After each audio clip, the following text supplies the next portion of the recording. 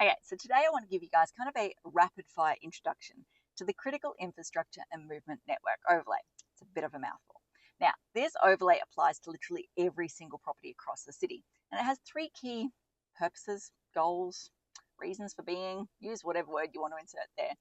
So first and foremost, it's designed to ensure that hard to evacuate uses, so I'm talking things like detention facilities, aged care homes, hospitals, like the name suggests, those facilities that are hard to get people in and out of are not located in high risk areas. So areas that are a higher risk when we have a flood or a bushfire or things like that, because obviously there is enough stuff going on during a natural disaster. You don't want to add that additional layer of complexity of trying to move people in and out of facilities if you don't need to.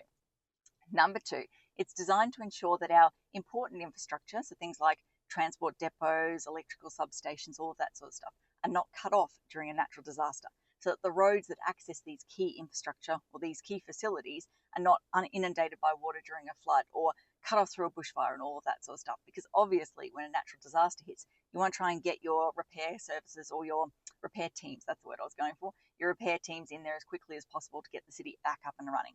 And then last but not least, it's designed to ensure that those uses that have a higher risk of going boom, so the ones that have a perceived higher risk, aka the medium impact industry, high impact industry, and special industry, aka those uses that tend to store more chemicals and all of that sort of stuff, are also not cut off during a natural disaster.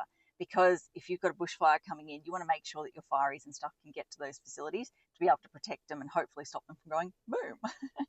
So yeah, it's all about basically emergency services and critical infrastructure, as the name suggests, during natural disasters, making sure that we basically keep the city functioning and all of that sort of stuff.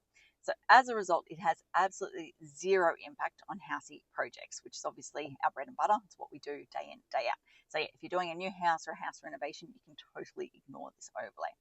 Okay, I think that covers off everything I want to talk about today. As I always like to say, until next time, thanks for watching. For all you red tape lovers out there, I have one thing to say. Well, no, actually, I've got three. Number one, the advice provided in these videos is general in nature. It's not site-specific. You would be a silly Billy to go and make financial decisions based on this advice without first checking with the town planner. Don't be a silly Billy. Number two, Brisbane town planning is in no way linked to Brisbane City Council. The views expressed in these videos are my own, not council's. So if you don't like them, blame me, not council. Number three, what was my number three? Oh yeah, the views expressed in these videos are accurate at the time of recording. If you're watching this video back 10 years from now, the views may not be so accurate. That's all. Bye.